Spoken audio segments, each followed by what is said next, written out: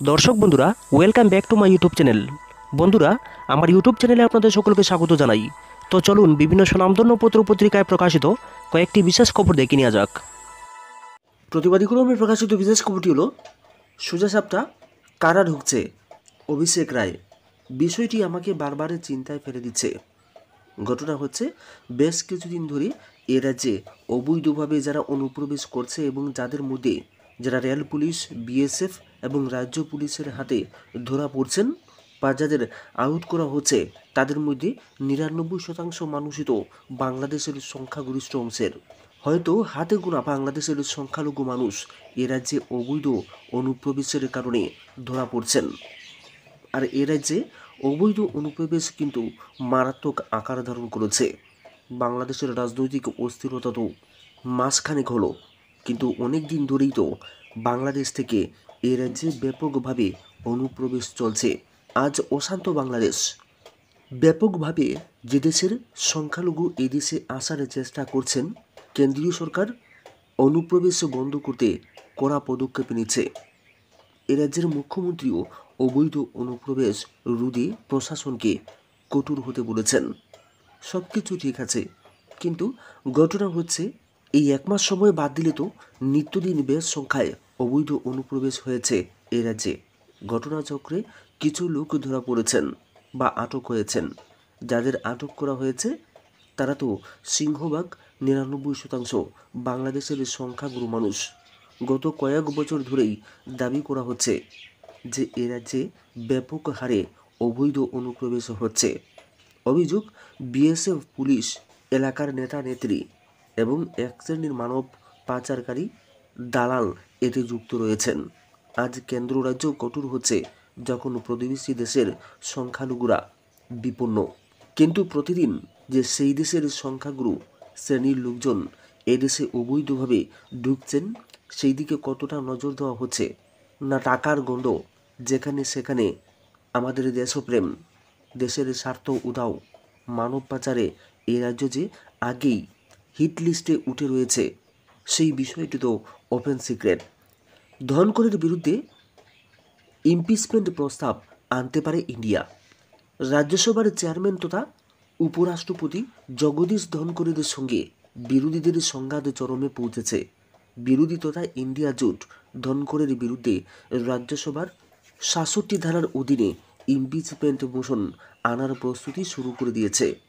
অনুচ্ছেদ ৬৭B-তে বলা হয়েছে যে উপরাষ্ট্রপতিকে রাজ্যসভার বর্তমান সদস্যদের সংখ্যাগরিষ্ঠ অংশের দ্বারা গৃহীত একটি প্রস্তাবের মাধ্যমে এবং তাতে লোকসভার দ্বারা অভিশংসন অনাস্থা প্রস্তাবে সম্মতিক্রমে চেয়ারম্যান হিসেবে তার কার্যকাল থেকে অপসারণ করা যেতে পারে।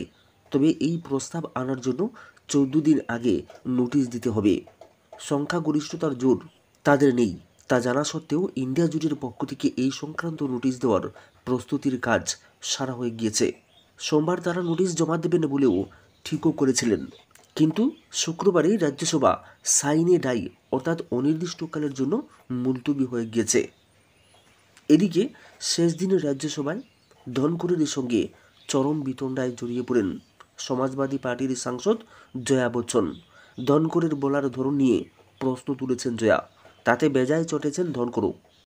জয়া বলেছেন, আমি একজন শিল্পী, বডি ল্যাঙ্গুয়েজ বুঝি, অভিব্যক্তি বুঝতে পারি, ক্ষমা করবেন, কিন্তু আপনার টোন ঠিক নয়, এটা মেনে নেওয়া যায় না। জয়ার এই কথা শুনে রেগে যান ধনকর।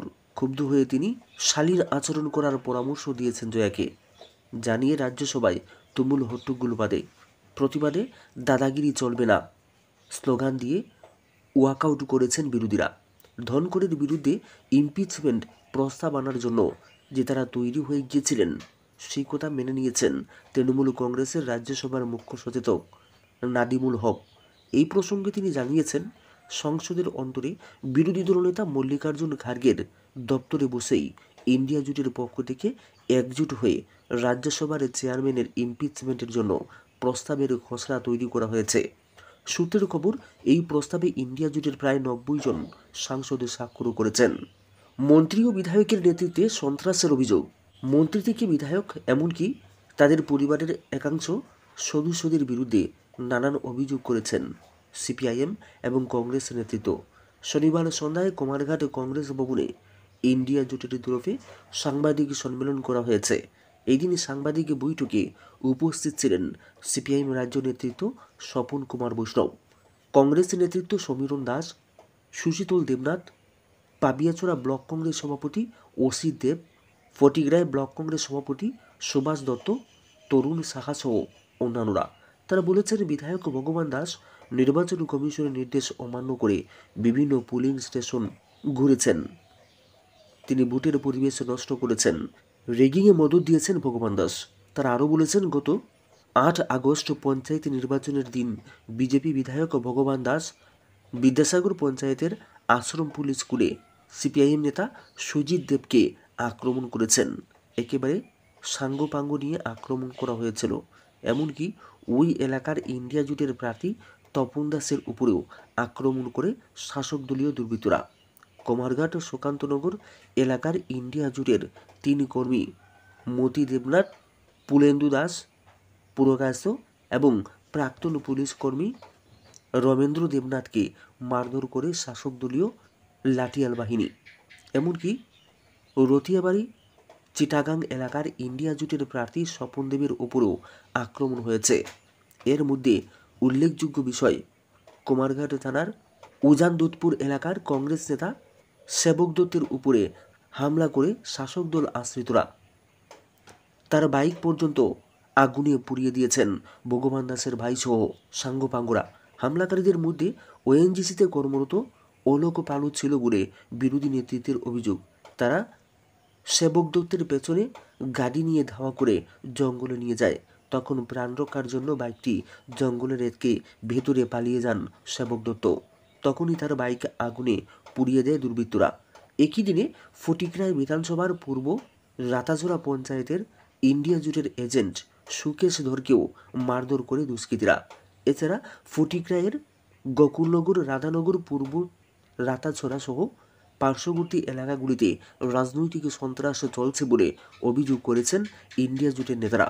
ইন্ডিয়া জোটের নেতৃত্ব এই দিনের সাংবাদিক সম্মেলনে বিধায়ক ভগবান দাস ও মন্ত্রী সুধাংশু দাসের ভাইয়ের বিরুদ্ধে অনেক অভিযোগ করেছেন। সংখ্যালঘু নির্যাতন সংক্রামক করার চেষ্টার আটক 2 যুবক। বাংলাদেশের 3 দিকে যেমন ভারতের সীমান্ত, তেমনি ক্ষুদ্র রাজ্য ত্রিপুরার 4 দিকেই প্রায় সবটা বাংলাদেশের আন্তর্জাতিক সীমান্ত। ফলে এই এলাকাটি 2 দেশের জন্য খুব গুরুত্বপূর্ণ। আবার ত্রিপুরার স্বাভাবিক পরিস্থিতি বজায় রাখাও এই সময় জরুরি। কিন্তু বাংলাদেশে সংখ্যালঘু নির্যাতনের একতরফা খবরে এই রাজ্যে কোথাও কোথাও সাম্প্রদায়িক উত্তেজনা তৈরি করছে। এর মধ্যেই সাধারণের মধ্যে একটা বাংলাদেশ বিদ্বেষে তৈরি হয়ে উস্কানির মাত্রা বিপজ্জনক অবস্থায় চলে যাচ্ছে। বাংলাদেশের সংখ্যালঘু নির্যাতন ত্রিপুরায় সংক্রমিত করতে চাইছে তারা। মাঝরাতে পুলিশ সেই উস্কানিদাতাদের 2 জনকে চিহ্নিত করে আটক করেছে। বিষয়টি সন্ধ্যায় প্রতিবাদী কলমের নজরে আসার পর সামাজিক দায়িত্ব হিসাবে আইন শৃঙ্খলার দায়িত্বে থাকা পুলিশকে বিস্তারিত জানানো হয়েছে।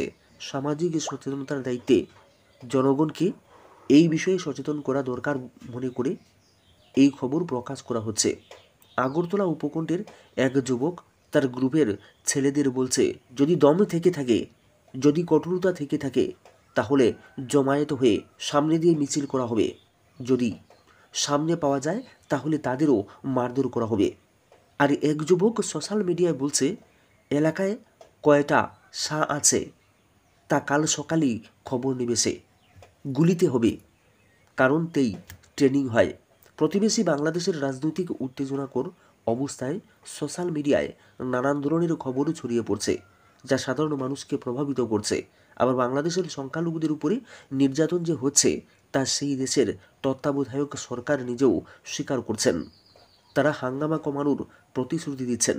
দেশের প্রধানমন্ত্রী নরেন্দ্র মোদী বাংলাদেশের অন্তর্বর্তী সরকারের প্রধান মোহাম্মদ ইউনূসকে অভিনন্দন জানিয়ে সেই দেশে সংখ্যালঘু নির্যাতন বন্ধের কথা বলেছেন। অন্যদিকে শুক্রবার থেকে বাংলাদেশের সংখ্যালঘুরাও পথে নেমেছে এবং হামলার প্রতিবাদ করেছে। শনিবার সেই প্রতিবাদ আরও বড় আকারে হয়েছে। বাংলাদেশের সংখ্যালঘুদের উপর নির্যাতনের প্রতিবাদে আগরতলায় একটি বিক্ষোভ মিছিলের সূচিও রয়েছে রবিবার। এই বিক্ষোভ মিছিল থেকে বার্তা যাবে ঢাকা দিল্লিতে। এটাই নিশ্চয়ই আয়োজকদের উদ্দেশ্য। কিন্তু সেই বিক্ষোভ মিছিলে আসার সময় যদি কোথাও এই দেশের সংখ্যালঘুদের উপরে আক্রমণের ঘটনা ঘটে, তাহলে দিল্লি ও ঢাকায় কী বার্তা যাবে? এর চেয়ে বড় কথা, রাজ্যের আইন শৃঙ্খলা নিয়ে কী জবাব দেবে রাজ্য সরকার? বাংলাদেশের সংখ্যালঘু নির্যাতন নিঃসন্দেহে নিন্দার এবং দুঃখের। যে কোনো মূল্যে এটি বন্ধ হওয়া উচিত। নয়াদিল্লি সেই কূটনৈতিক